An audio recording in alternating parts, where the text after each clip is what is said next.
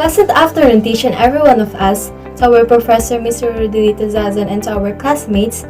I am Leia Virginia Mejias, the leader of this research, alongside with my members, Ms. Alaya Blasi Mangcal, Mr. Gabriel Mas Marzado, and Mr. Angelo Macarayan, to present to you our research proposal entitled Face-to-Face and Online, a Comparative Study of Academic Performance between the two learning modalities with the first-year college students of University of Mindanao, Davao City.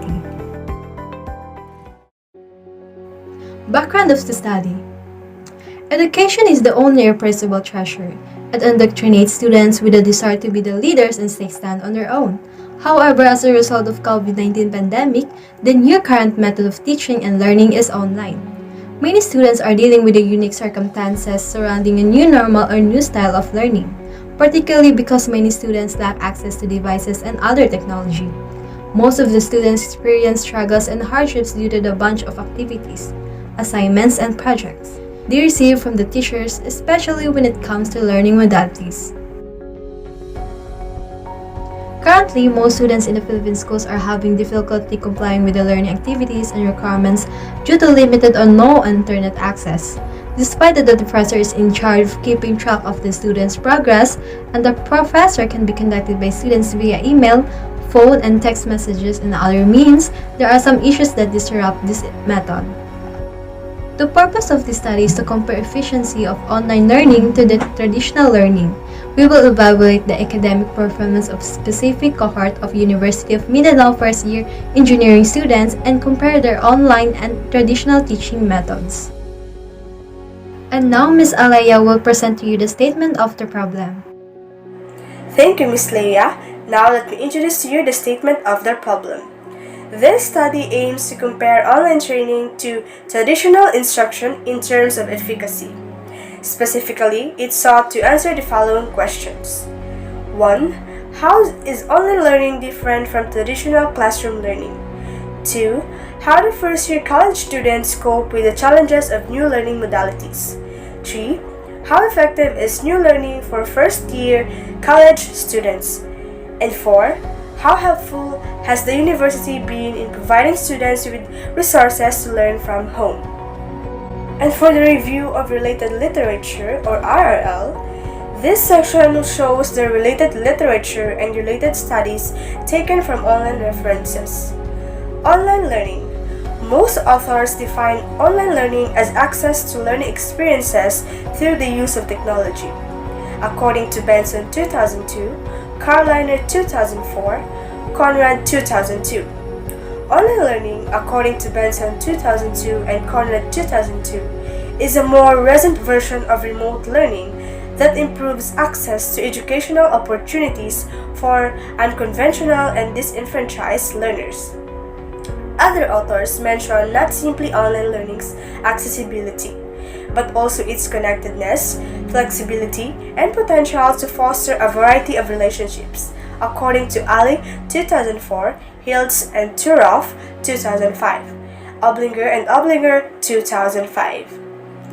The most difficult of the two to define is online learning. Some choose to categorize the differences by referring to online learning, according to Oblinger and Oblinger 2005, as wholly online learning, whereas others just use the technical medium or setting as a reference in which it is employed, according to Lowenthal, Wilson, and Parrish 2009. In particular, Hills and Turoff 2005 not only allude to online learning's relationship with distant learning and traditional delivery systems, but also make the unequivocal declaration, like Benson 2002, that online learning is a newer or improved version of distance learning. These authors, like many others, believe that there is a link between remote education and success. However, they look confused in their own narratives about learning and online learning. Means, Tsuyama, Murphy, Bakia, and Jones 2009 found that online learning allows students to self-monitor their understandings, reflect, and regulate conversations concerning the concepts they learn. Students' pre-existing cultural dispositions linked with their ethnicity or age can greatly influence their learning actions and attitudes, which may be in a contradiction with standard online learning techniques and environment as more students pursue degrees through online learning. Face-to-face learning. On-campus instructional methodologies have traditionally consisted of information given in a classroom at a set time by a teacher, complemented with assigned readings and assessment tasks, writing assignments, tests, quizzes, and so on, according to Allen and Seaman 2013. There are numerous advantages using a face-to-face format. For example, this teaching method allows for in-person, real-time interaction between teachers and students, which can lead to creative questions and discussions. In their classrooms, students have the option to seek clarification or answers to their queries, according to Paul and Jefferson 2019. Children should return to in-person learning as soon as possible. School closures have had a devastating impact on students' learning health and well-being. The consequences for each child, their family, their community, and their economy will be felt for many years. Many children will never be able to catch up. School closures affect all children, but the most vulnerable children suffer the most. During school closures, some students were able to access remote learning, but many struggled due to a lack of support. At least one-third of the world's school children did not have any access to remote learning, according to Gary He, UNICEF.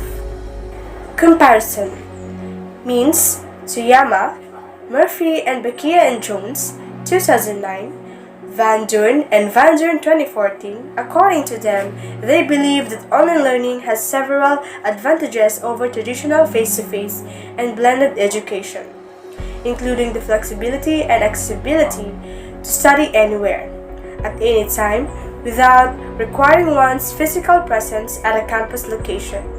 Students also agree that online courses demand more personal responsibility, motivation, and time management skills than face-to-face courses, according to Borg and Rux Ahidiana 2013, Public Agenda 2013, and according to Brown and Lidholm 2002, Kuwait's Humphreys, Kane, and Vanquist 2004, Rovai, Ponton, Whiting, and Baker 27, Sue and Haggars 2011, and Sue and Haggars 2013 have found that students who choose online coursework have higher levels of academic ability and motivation than students who choose a fully face-to-face course schedule. According to Mann and Henberry 2014, on the other hand, set out to determine students' preferences for college course qualities as well as how the amount of course attribute information influences enrollment. Students preferred face-to-face classes given late morning and early afternoon and 2 to 3 days per week. According to the findings, students choose online courses over face-to-face courses based on the course content, such as the course topic, online course design technology, and when the face-to-face version was available. Thank you for that, Alea. And now I'm about to discuss the theoretical framework. So in theoretical framework, we have the cognitive learning theory. So first, in online learning, learners now expect high-quality programs that they can access from anywhere and at any time, thanks to technological advancements. Online education has become a realistic and appealing choice for corporate professionals, stay-at-home parents, and other similar demographics as a result of these demands. Aside from flexibility and accessibility, distance learning has become more appealing due to variety of other benefits such as program choice and time efficiency. Online education also provides a wider range of program options. Students who study in a traditional classroom must either take courses at colleges within driving distance or relocate. Web-based learning, on the other hand, provides students with electronic access to a variety of college and course options. As a result, Students who previously had access to only a few institutions in their immediate vicinity can now access multiple colleges throughout the world from a single convenient place. On a face-to-face learning, traditional classroom learning delivers real-time face-to-face training and encourages students to ask creative questions. It also enables for more flexible content distribution and immediate teacher reaction, because students must confine their queries to blurbs and then give the teacher and fellow classmate time to react. Online instruction slows down the learning process. Online teaching, on the other hand, is likely to develop over time, boosting classroom dynamics and bringing students face to face with their classmates and professors. For the time being, however, face to face instruction offers dynamic learning characteristics not seen in web based instruction. When it comes to employment preferences, traditional classroom degrees dominate online education degrees. Many academic and professional organizations do not value online degrees as highly as those earned on campus. Often, potential employers believe that web-based education is a watered-down, easier way to get a degree, citing weak curriculums, unsupervised tests, and soft homework assignment as barriers to learning. So that's all. The significance of the study will be discussed by Leah Mejias. Thank you, Gab. And now the significance of the study. The significance of the study is to determine whether one method of training was generally more effective than the other. Despite the study's limitations, this evaluation was carried out to give us more measures to identify whether students perform better in one environment than other. Scope and the limitation of the study. This study will be conducted at the University of Mindanao, New Matina, Pangi Road, Davao City, Davao del Sur, Philippines. It will involve the research or English teachers, researchers, students. Its main purpose is to determine which of the two modalities is better for the first-year college students at the University of Mindanao, Davao City. We will distribute questionnaires by online survey to first-year college students that will be accessible at any time. And the researchers will monitor the responses and analyze the data for 7 days. Thank you for that, mate. So for in definition of terms, online learning refers to an internet-based learning environment. It also can connect students from diverse backgrounds who have different perspectives. A higher education institution will use a learning management system, or what we call LMS, to facilitate online learning, which can take the form of asynchronous learning. Traditional learning refers to learning that interaction that occur in a physical location, such as on a college campus. Traditional education or learning takes place in a classroom setting. A traditional classroom consists of a standard curriculum delivered in person by teachers. Standardized tests are given to students at regular intervals to evaluate or assess their comprehension. For academic ability, it is the degree of competence in educational activities or school, subjects such as math, science, and English. Exams are designed to prepare students for functioning in society and specific profession. So high academic ability would undoubtedly lead to career success. Electronic access refers to a system capable of making data accessible via an information technology. Facilitates the form of audio, video, or electronic data including but not limited to the internet. Chapter 2, Methodology. This chapter focuses on the methods on how the research will be conducted. Research design. This is a qualitative study that will use a descriptive approach to gather the essential data. According to Williams in 2007, descriptive research is a type of research that can be used to determine the current state of phenomenon. According to Nasagi in 2015, the purpose of descriptive study is to draw and classify phenomenon.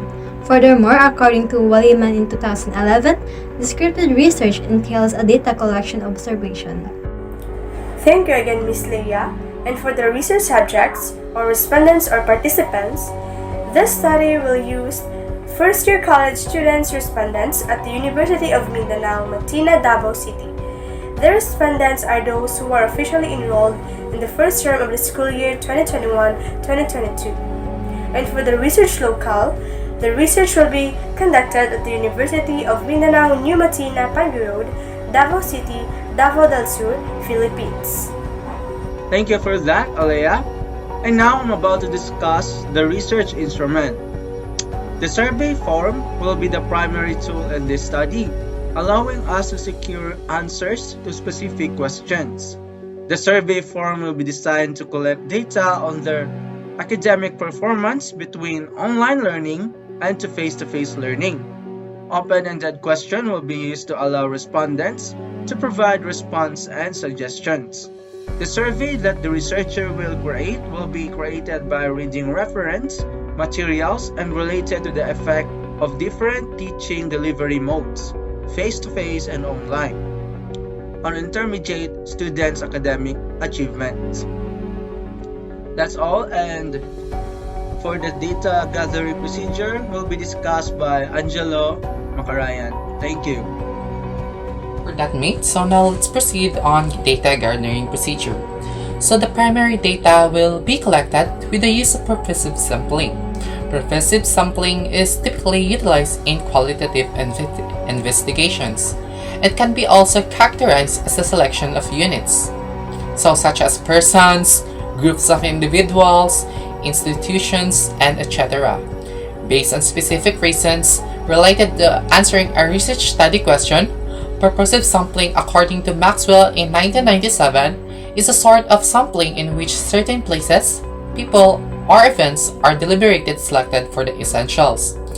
Information they can supply that cannot be obtained as well from other options.